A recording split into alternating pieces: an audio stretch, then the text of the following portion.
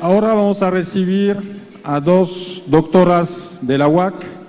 Hay muchas personas de la UAC hoy que están presentando conferencias. La doctora Flavia Loarca es doctora en Ciencias de los Alimentos. En el año 2009 obtuvo el premio George F. Stewart del Instituto en Food Technology. En 2012 tuvo la mención honorífica en el Premio Nacional de Ciencia y Tecnología. En 2012 también tuvo el premio Alejandrina en Ciencias Naturales y Exactas. Y la doctora Flavia va a presentar con su colega la doctora Rosalía Reynoso, quien es doctora en Ciencias Bioquímicas de la UAC. Ha participado en desarrollos de bebidas a base de extractos naturales para control de obesidad dentro de programas del CONACYT, y también ha participado en proyectos para medir las propiedades antiinflamatorias de infusiones de la medicina tradicional mexicana para prevenir enfermedades crónico-degenerativas. Entonces, muchos temas que van enfocados a la salud. Un fuerte aplauso para ellas, por favor. El día de hoy les vamos a hablar acerca de los beneficios de una harina de maíz, ¿sí?, entera, o llamémosle integral. Es bien conocido por todos nosotros que el maíz es parte esencial de nuestra dieta, ha sido tradición y cultura. ¿Cómo consumimos nosotros este maíz? Pues principalmente en forma de tortilla, ¿no? Y desafortunadamente estamos haciendo a un lado la dieta tradicional del mexicano, que estaba a base de maíz y de frijol. Y estamos copiando un poco la dieta de nuestros vecinos del norte. Y desde que empezamos a hacer eso, nuestras enfermedades crónico-degenerativas han ido en incremento. No olvidemos que tenemos el deshonroso lugar de ser el número 1 de obesos, ¿no? Yo digo deshonroso, ¿sí? El consumo per cápita actual de tortilla disminuyó de 325 gramos a 219 gramos por día. Obviamente el 325 es en la región rural, pero les prometo que aquí en la región citadina hay gente que consume eso o un poquito más. ¿Cuál es la ventaja de la tortilla si nosotros lo comparamos contra una rebanada de pan blanco, no? La rebanada de pan blanco nos da alrededor de 70 calorías, mientras que una tortilla pues, nos da de 32 calorías. Para mucha gente de nuestro pueblo, el consumo de tortilla equivale al 39% del total de proteína que ellos ingieren y el 49% del calcio. Existe un proceso ancestral que hemos llevado a cabo para la obtención de la tortilla, que es el proceso de nixtamalización, ¿sí? ¿Y en qué consiste este proceso tan tradicional? Consiste en el cocimiento del maíz con hidróxido de calcio en una proporción 3:1 y en las concentraciones que ustedes ven ahí de hidróxido de calcio. Una vez que está cocido, lo dejamos en remojo por de 8 a 16 horas, esto depende del procesamiento, ¿sí? Después se lava y al lavarse le quitamos parte del pericarpio, ¿sí? Entonces, ¿qué nos da este procesamiento tan antiguo y tan tradicional? Nos mejora la calidad de la harina, nos libera algunos de los aminoácidos esenciales y por lo tanto los hace biodisponibles, capaces de que nosotros los absorbamos y tengan su beneficio, ¿sí? Nos da, como ya lo decía, un aporte importante de calcio biodisponible. Sin embargo, necesitamos alta energía para llevar a ese tratamiento. El rendimiento disminuye porque quitamos el pericarpio y se pierden algunos nutrientes. Pero principalmente, ¿qué es lo que sucede? ¿Sí? Contaminamos, ¿sí? ¿Con qué? Con el agua de remojo o nejayote. Es por eso que algunas de las empresas, como las que ahora están aquí presentes, se ha visto pionera en la modificación de este procesamiento tradicional y le llaman una tecnología limpia. ¿Cuáles son las ventajas de este procesamiento limpio? Vamos a tener un ahorro importante de agua, no generamos el efluente contaminante y se incrementa el rendimiento por grano, ¿sí? Finalmente, cuando nosotros lavamos en el proceso tradicional y se quita parte del pericarpio, pues se pierden algunos de los compuestos bioactivos. Y el maíz presenta compuestos bioactivos como son los compuestos fenólicos, la fibra total dietaria, almidón resistente, todas ellas relacionadas contra enfermedades crónico-degenerativas. ¿Cuáles son estas enfermedades crónico-degenerativas? Desde obesidad, diabetes mellitus tipo 2, cardiovasculares e incluso el cáncer. Pero ¿cómo es que hemos llegado a estas enfermedades crónico-degenerativas, no? Pues nosotros podemos decir que estamos expuestos a mucho estrés, ¿verdad? Y por ahí decía una colega y amiga que porque nosotros realmente no envejecemos, sino lo que nos sucede es que nos oxidamos. Entonces, ¿qué es lo que sucede? Bueno, estos son el ejemplo de los que mencionaba yo, compuestos bioactivos, como es la fibra, tanto la soluble como la insoluble, los compuestos fenólicos, como son los ácidos fenólicos o los flavonoides, todos ellos relacionados como antioxidantes que nos sirven para contrarrestar ese estrés oxidativo. Y realmente ese estrés oxidativo podemos decir que puede estar en equilibrio en donde los antioxidantes y las sustancias oxidantes están al 50-50, llamémosle, o bien cuando los oxidantes, ¿sí?, incrementan o viceversa, se pierde ese equilibrio. Y finalmente, al perder ese equilibrio, tenemos el desarrollo de enfermedades crónico-degenerativas, como lo mencionamos. La palabra a la doctora Rosalía.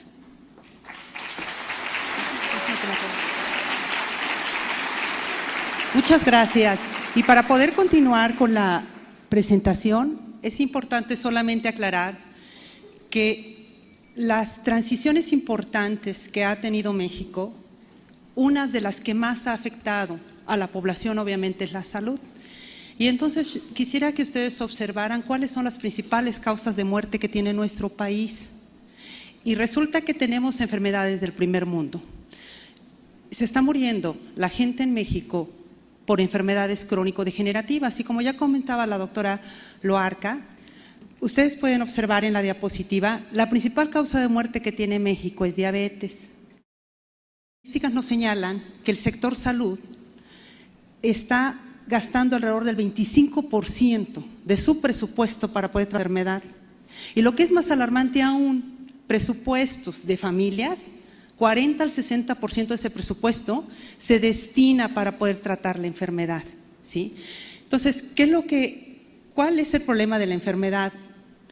Básicamente, ¿qué factores nos predisponen a la enfermedad? Desafortunadamente, como población mexicana, tenemos un fuerte factor de predisposición genética. ¿Qué es lo que está sucediendo entonces? ¿Por qué nosotros, si siempre hemos tenido esa predisposición genética, por qué de repente se vuelve una enfermedad alarmante? ¿Qué es lo que afecta el riesgo o cuál es el riesgo de la enfermedad? El presentar diabetes, el principal riesgo está muy de la mano con obesidad. Nosotros podemos tener la predisposición a presentar la enfermedad, pero no necesariamente va a suceder. Eso significa que podemos prevenirla, y la principal forma de prevención es evitar la obesidad. Y eso va también a la vez de la mano ¿con qué? Con la alimentación. Entonces, ¿qué es lo que nosotros tenemos que hacer? Si nosotros tenemos una alimentación adecuada, tenemos menor riesgo de presentar la enfermedad. ¿Qué otra cosa? Bueno, es una enfermedad que también va muy de la mano con la actividad física. ¿sí? Esta enfermedad, la diabetes, entonces, sus factores de riesgo son obesidad y sedentarismo. Entonces, creo que tenemos mucho, que podemos hacer mucho.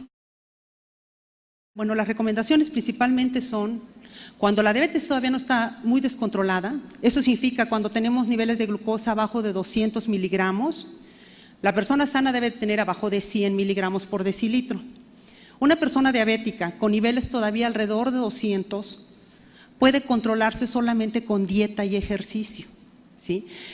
En los últimos años se ha reportado que todas estas complicaciones de la enfermedad están asociadas con estrés oxidativo. ¿Qué significa eso? Que al elevarse los niveles de glucosa se incrementa el estrés oxidativo en el paciente. Y entonces, ¿qué es lo que vamos a hacer? ¿Con qué vamos a acompañar? Con antioxidantes. Obviamente, cuando ya la persona, estamos hablando de una diabetes severa, ¿qué vamos a incluir? Vamos a incluir también fármacos. La alimentación juega un papel muy importante. ¿Qué es lo que tenemos que consumir? Obviamente alimentos con bajo contenido de azúcar, y es importante también mencionar que todos aquellos alimentos que son altos en almidón, como son las pastas, es una fuente importantísima de glucosa y debe de disminuir su consumo. Y muy de la mano va cuando hablamos de grasa. Es importante mencionar que cuando hablamos de grasas de origen animal, es un factor de predisposición a la enfermedad, ¿sí? Entonces, tratemos de disminuir el consumo de grasas de origen animal. Y entonces, ¿a qué se ha dedicado? ¿Qué es lo que hemos hecho en los últimos años? Bueno, demostrar qué es lo que tenemos como parte de nuestra dieta, qué podemos rescatar, qué es lo que tiene por qué nosotros, si teníamos una dieta considerada mexicana, y que mexicana significaban tortillas, nopales y frijol, ¿por qué no había diabetes? Algo tienen esos alimentos que pudieran ayudar a disminuir el riesgo de esta enfermedad. Y entonces de ahí que, por ejemplo, surge el interés de seguir trabajar con tortilla. Si ustedes pueden ver aquí, hay una situación alarmante con respecto al consumo de tortilla. Si pueden ver en la diapositiva, ¿qué es lo que sucede para el año 2002? Para el año 2002, México tenía un consumo per cápita que equivalía a que cada persona estaba consumiendo alrededor de 10 tortillas al día. Y quiero hacer mucha mención de que los jóvenes, ¿qué es lo que han preferido, qué prefieren comer ahorita? Han cambiado su tortilla por pan. Y entonces cuando nosotros hablamos de la cantidad de calorías y la cantidad de glucosa que aporta una porción, estamos hablando casi del doble, ¿sí? Y bueno, eso es por efecto de comodidad. Nada más que les quiero preguntar en 5 o 6 años cómo van a estar, ¿sí? Es una comodidad de consumir pan, pero veremos después. Y entonces aquí, ¿qué es lo que tenemos que hacer? Tenemos que recuperar el consumo de la tortilla. Entonces de ahí que nosotros hemos estado haciendo estudios. ¿Qué beneficios importantes tiene el consumo de tortilla? Y bueno, ¿qué podemos hacer con respecto a los procesos tecnológicos para la elaboración de la tortilla? Y vamos a presentar algunos de los resultados. En esta diapositiva presentamos, ¿sí?, uno de los compuestos que mencioné anteriormente, que son antioxidantes. Es la cantidad total de compuestos fenólicos. En el eje de las Y tenemos la concentración en miligramos equivalentes de ácido ferúlico, que es el principal componente de maíz flavonoide, ¿sí? Y en el eje de las X tenemos los diferentes tratamientos. F quiere decir nuestra harina, ¿sí? N de la compañía Sodif Naturelo, y las otras son 2 comerciales. Entonces, si nosotros vemos, después del tratamiento térmico y los tratamientos para hacer la tortilla, incrementa y la diferencia es estadísticamente significativa. ¿Qué quiero decir con ello? Yo no creé esos compuestos, sino que el procesamiento que me llevó a hacer la tortilla me hace un poco biodisponible estos compuestos que pueden ser antioxidantes. Continuando con estos estudios, nosotros diseñamos un estudio con animales diabéticos. Estos animales diabéticos, lo que nosotros hacemos es, generamos una enfermedad similar a lo que se le conoce como diabetes tipo 1, significa que el animal no produce insulina. Y al no producir insulina, se elevan sus niveles de glucosa en sangre. Y entonces nosotros tenemos este estudio donde tenemos un grupo de animales sanos, animales diabéticos y animales que en su dieta se incorpora el consumo per cápita rural de tortilla. Entonces, ¿qué es lo que sucede con los resultados que nosotros hemos obtenido? Quiero mencionarles que cuando nosotros hicimos este estudio, los animales eran animales muy enfermos, ¿sí? Cuando nosotros estamos incorporando solamente tortilla como tratamiento, no vemos un resultado importante para disminuir niveles de glucosa. Vuelvo a aclarar, era un modelo con niveles demasiado elevados. Y si recuerdan ustedes, en las primeras diapositivas comentaba, cuando es demasiado elevado los niveles de glucosa, requerimos incluir un fármaco. Y en este caso no lo estamos considerando. De tal manera que el puro consumo de tortilla, entonces, no nos disminuye los niveles de glucosa. Entonces, ¿qué es lo que nosotros necesitamos? ¿Por qué seguimos con el estudio? Habrá tratamientos que no disminuyen los niveles de glucosa, pero lo que es importante es disminuir el estrés oxidativo al animal. Si nosotros disminuimos estrés oxidativo, vamos a hablar de que va a tener menos complicaciones y por lo tanto no debería de morir, ¿sí? Entonces, ¿qué podemos hacer con tratamientos cuando buscamos alternativas? No necesariamente bajar glucosa. Tratamos de nosotros de buscar alimentos, en este caso, que tengan elevado contenido de antioxidantes. Y si ustedes pueden observar, si ustedes recuerdan, perdón, los resultados de la doctora, decía, los compuestos antioxidantes que encuentran de un proceso tradicional, comparado con el otro proceso, son similares. Sin embargo, quiero presentarles la siguiente diapositiva. ¿Cómo nosotros sabemos o cómo evaluamos que hay una alteración renal? La alteración renal se evalúa de la siguiente manera. Nosotros aquí tenemos creatinina, y esta creatinina, estamos hablando de una creatinina en orina. Solamente nada más aquí, cuando nosotros tenemos que desechar esta creatinina. Cuando este es un animal sano, un animal diabético. El animal diabético disminuye el contenido de creatinina en orina. ¿Qué significa eso? Que su capacidad de filtración del riñón se va perdiendo. De tal manera que estamos hablando de una alteración renal. Y es importante que ustedes vean lo siguiente. Aquí nuevamente nada más resaltar qué sucede cuando incorporamos la tortilla de esta empresa. Entonces, estamos hablando de que hay un funcionamiento renal mejor. A pesar de que tiene el mismo contenido nada más de fenoles, podrá haber otra serie de compuestos que nos puede estar disminuyendo el proceso o la alteración renal. El dejar la harina completa está reteniendo compuestos importantes que pueden tener beneficios a la salud, de manera importante que encontramos que protege contra el daño renal. Entonces, este proceso puede ser una alternativa viable para podernos generar un producto con mucho mejores beneficios a la salud. Bueno, y con esto quiero agradecer la invitación y su presencia a este evento.